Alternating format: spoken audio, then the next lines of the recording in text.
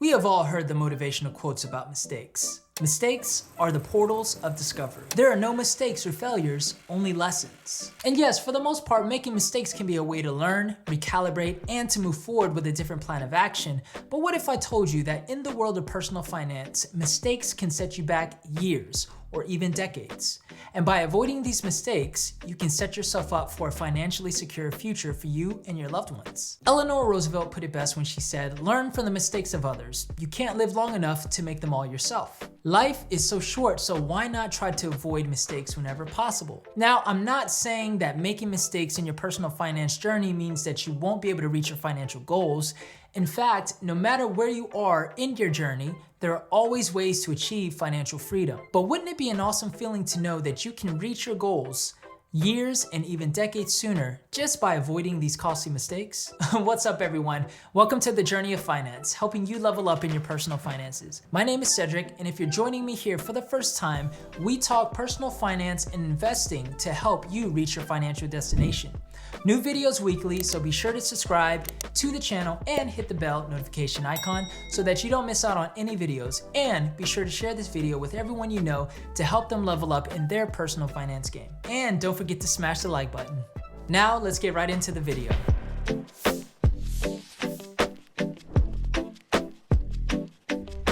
Mistake number 1, not having an emergency fund. Just as sure as mistakes are an unavoidable part of life, so are unexpected emergencies. Did you know that 39% of Americans say that they'll be able to cover an emergency expense of $1,000? How crazy is that? I mean, let's think about this for a second. Only 39% of 330 million Americans could afford to pay for an unexpected expense worth $1,000. Now, we're not talking about using credit cards because technically that's not your money. We're talking money in the bank that you can use to cover that emergency expense. Now, we've all been there before. Life is good, all the bills are paid, and you even have a little money left over to buy a few extra lattes. Then out of nowhere, your washer breaks down the same day you get a flat tire. You hop onto Google to call a repair person, only to have lightning strike your house, frying your laptop, the one that you need for work, by the way. You check your bank account only to find that you only have an extra $200 saved up, which will not be enough to cover the unexpected emergency expenses. Now, maybe that scenario might be a little bit exaggerated, but the truth is emergencies come up at the most unexpected times. And if you don't have enough money to cover them at a moment's notice, then this can really hurt you financially. What is an emergency fund? It's essentially money that is set aside to cover large unexpected expenses like covering car repairs or an emergency medical bill or fixing that storm-damaged roof. Your emergency fund can be cash sitting in a dedicated savings account, although having a stash under your mattress might work too. I do recommend a bank account. The key is to make sure that your fund is easily accessible so that you can have access at a moment's notice. So how much do you need for your emergency fund? Though everyone's situation is different, a general rule of thumb is to start with at least $1,000 set aside. This will be enough to cover a lot of the smaller unexpected expenses that might come up. But to really bulletproof yourself financially, many experts recommend eventually stashing away 3 to 6 months worth of living expenses for a rainy day, or a rainy season for that matter. That way, in the event that you lose your job, you'll have enough to get you through the 6 months of your living expenses while you figure out your next steps. Keep in mind that this account should be used for emergencies only, not for that beach vacation that you've been wanting to take. In a perfect world, you'll never have to use your emergency fund, but in the event that you do, it's there. Mistake number 2, not having a budget. Now, I know for most people, the B word is something that they don't want to hear. Most look at budgeting the same way people look at dieting. It's a good thing, it's helpful, but it's too hard or too restrictive. On the contrary, having a budget that you can stick to doesn't have to control you, but rather it puts you in control of your money. If you don't have a budget to keep track of where your money is going, then you are far more likely to overspend or simply let money slip through the cracks. Budgeting in its simplest form is a way to track the inflow and outflow of your money. The budget serves a few primary functions: to track your income, track your expenses, and to determine where your money will go, whether that's bills, expenses, savings, investments, you name it. Your ultimate goal with your budget is to make sure that your expenses, or what goes out, doesn't exceed your income, which is the money that comes in. This is vital because you can now be accountable to your budget, or to look at it another way, your money is accountable to you. My favorite thing about having a budget is that you can direct the flow of your money, and the great thing is, it doesn't have to be complicated. You can use an Excel spreadsheet or one of the many budgeting apps available out there. Even the tried and true pen to paper method works really well too. Even I used that method up until last year. It doesn't matter which budgeting method you choose, just choose one. Here's how even a simple budget on pen and paper can work. On the upper right-hand side, write down all of your income sources and the total of what your income was for the month. On the left side, list out all of your expenses. This is going to include things like your rent or mortgage, health insurance, car payment, groceries, etc. Add up all of the expenses and put the total below the column. Take your expenses and subtract it from your income and write down the balance. Here's the fun part. Take what you have left over and direct it somewhere. This is where you're gonna take a portion of what's left over and put it into building your emergency savings, or saving up for that engagement ring because that's an expected expense, or if you have enough income left over, you could put it into your investment account. Now, keep in mind that this is a super simple example of how to budget, and there are many different ways to budget. But the point is, it's better to have something in place versus no budget at all. By telling your money where to go in any given month, means that you are in control of your finances and you won't let those precious hard-earned dollars slip through your hard-working fingers. Now, if you want me to do a video more in detail on how I budget, let me know in the comments below. Mistake number 3, using credit cards as a personal loan. Over the years, credit cards have gotten a bad rep, and rightfully so. Even though credit card usage has declined a bit from this past year due to the pandemic and lockdowns, consumer credit card debt is still at an unreasonable high number. According to creditcards.com, the average balance on credit cards from US cardholders was $5,897 at the end of 2020, which is actually down from $6,629 at the end of 2019. Though I'm not a hater of having a credit card and using it wisely, and yes, I do believe that you can use credit cards to your advantage, I think it's safe to say that most of those balances on credit cards are balances that Americans cannot afford to pay. I get it, we live in a consumeristic driven society where we are bombarded with clever marketing that makes us feel like we need to have the fanciest cars or the latest tech or the newest fashion, and the easiest way to obtain those things is with the glorious plastic swipe. Working for money is hard, but swiping a plastic card with a $5,000 credit line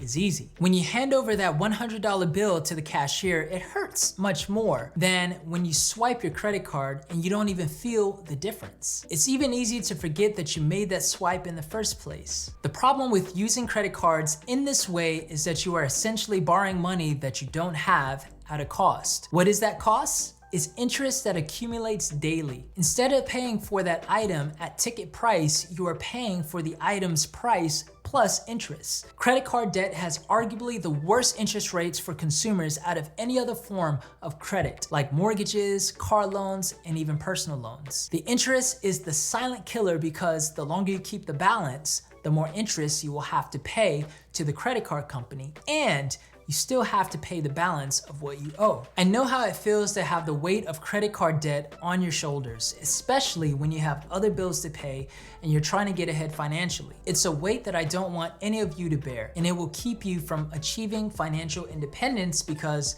instead of paying yourself first and earning interest from your investments, you are stuck using that money to pay down your credit card with interest. Now, I will make more videos in the future about the uses of credit cards and how to use them to your advantage, but for now, avoid using them as a personal loan to buy things. If you must use a credit card, only use them for purchases that you can afford at the time of purchasing. In other words, you have the money for what you're purchasing and plan to pay off that balance immediately. Mistake number 4. Focusing on frugality, not on increasing income. Now, there are typically 2 schools of thoughts that I've come to find when it comes to personal finances and achieving your financial goals.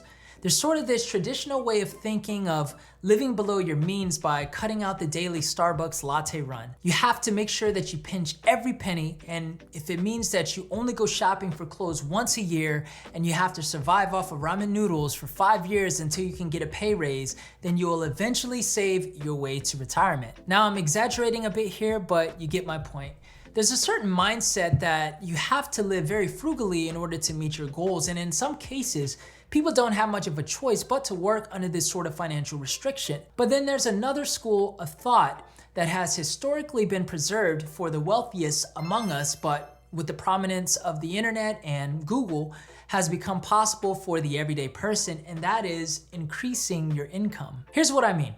When it comes to personal finance, your starting point to living and building wealth is your income. Let's say you're a 30-year-old woman with a $50,000 a year salary job and it's your only source of income. You determine that your goal is to eventually have a net worth of $1 million, preferably by the time you're 65 years old, so that you can enjoy your golden years on the sandy beaches of the Bahamas, drinking overpriced cocktails with umbrellas. On the surface, you think $50,000 a year might seem like a lot, but when you factor in taxes and expenses, you may be left with a much smaller amount to save and invest. Now, it's definitely possible to do, but it will take a lot of discipline, time, and the right investments. Let's take the same example with a twist. You're the same 30-year-old woman with the same $50,000 a year salary job, but in addition to your salary, you started an online hustle creating YouTube videos where after a few years of consistently making content, you are able to bring in an extra stream of income of $20,000 a year from YouTube AdSense alone. You also create a digital product like an ebook related to your YouTube niche, and you're able to sell this product to your audience,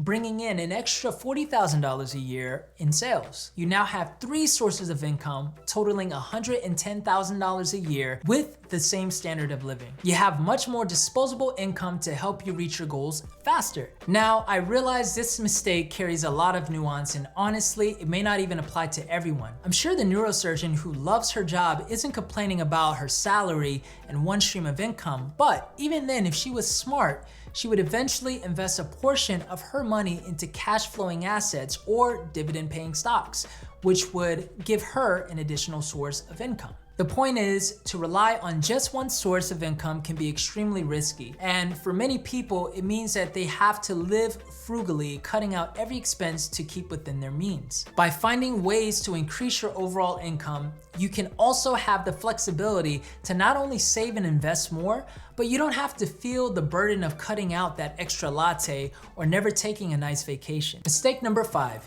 getting financial advice from broke people. I think this mistake goes without saying, but I need to say it. You can't get your financial advice from broke people. Let me put it another way. If you're going to get financial advice, get them from people who are in a better financial situation than you. I learned this when I worked in the financial services industry in New York City. I worked as a life insurance agent and registered financial representative at one of the biggest privately owned financial services companies. When I first joined the company as a young and inexperienced agent, I was oftentimes surrounded by other reps who were maybe a few months or maybe a year ahead of me, giving me financial advice on how to build my book of business. I quickly learned that it made as much sense to me listening to them as it did the clients listening to me give them financial advice as a newbie. In order for me to level up and to learn the ropes of how to ethically grow my book of business and eventually become a successful financial services rep, I sought out some of the more experienced advisors in the office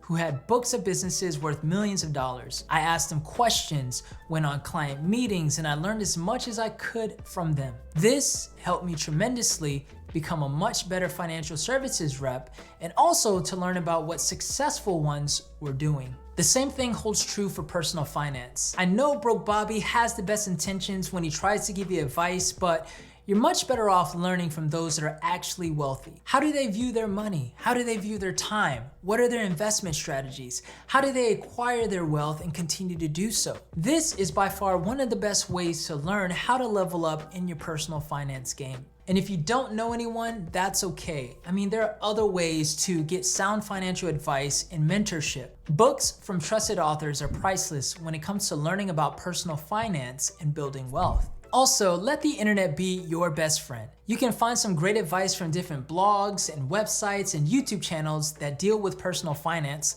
including this one. Mistake number 6, spending money on liabilities, not assets. This simple and powerful concept means instead of focusing on buying things that depreciate in value, which take money out of your pockets, which are liabilities, buy things that either appreciate in value or bring in cash flow. For example, I purchased my first car in 2006, brand new from the dealership. It was a Ford Focus and was the perfect car for a single 21-year-old guy ready to impress the world with his new purchase. It costed $12,000. Well, the auto loan did, not including the 6% interest. It was a great car, practical since I needed it to get around my city, but what I didn't realize is the moment that I drove my brand new car off of the lot, it depreciated in value at least 20%. That means my $12,000 purchase with less than 10 miles on it was worth $9,600 right after driving off of the lot. In addition to my new car depreciating in value year after year, I had to maintain the car by getting quarterly oil changes or periodic tire purchases and paying for repairs as needed. At the end of the day, the car after a few years was only worth a few $1,000s. Not only that, but I spent thousands of dollars in maintenance and insurance costs. This was a liability because it took more money out of my pocket than need be. Now, I'm not saying that buying a car is a bad financial move, especially if you need the vehicle to get around, but I think purchasing a vehicle brand new means that you will immediately lose value in the car through depreciation. A better use of my money would have been to save up a few $1,000s and buy a used vehicle in great condition for a fraction of the price. I wouldn't have to worry about wasting money on interest paying for an auto loan, and my insurance costs would have been much lower since it wasn't a new vehicle. I could have then used the money I would have saved and invested that money into the stock market, and it would have over time appreciated in value and perhaps pay me dividends. Instead of focusing on purchasing liabilities such as fancy clothes, that 88-inch TV that you know you don't need, focus on purchasing assets such as investments in the stock market or your own business, or one of my personal favorites, cash flowing real estate. That way, over time, you can purchase that 88-inch TV without it being so much of a liability. It would just be a nice little splurge that won't hurt your pockets. Mistake number 7. Procrastinating on taking action now. The last and final mistake is something that I wish I didn't make years ago. Throughout my 20s, I always felt like I had enough time. I mean, I was decent at budgeting, but there were other areas of finance that I just kept pushing off. The next year would roll around and I'd push it off again, especially when it came to investing my money. I wanted to wait for the right time to start putting my money to work, but what I didn't realize is by waiting for the perfect time, there was an opportunity cost of not realizing years worth of potential gains from my investments that would have put me in a much better place today. Now, with that being said, there's one cure to procrastination, and that's taking action now. We are all in different stages in our financial journeys, but no matter where we are, we can take action to achieve our goals. Achieving financial independence is not an overnight thing. It takes discipline and patience and taking it one step at a time. The beautiful thing is, with personal finance, the beginning stages are always the slowest and the hardest. But if you keep taking the right actions, eventually your finances will snowball and the results will begin to compound the longer you are consistent. Those are the 7 money mistakes that you should avoid. If you're like me and you've made any of these mistakes, the good news is it's never too late. With the right focus and actions, you can still reach your financial goals. If you found value in this video, then make sure you subscribe to this channel and share this video with others to help them level up in their finances. It can literally be life-changing. I upload new videos on personal finance every week, so be sure to tune in. See you in the next video. Peace.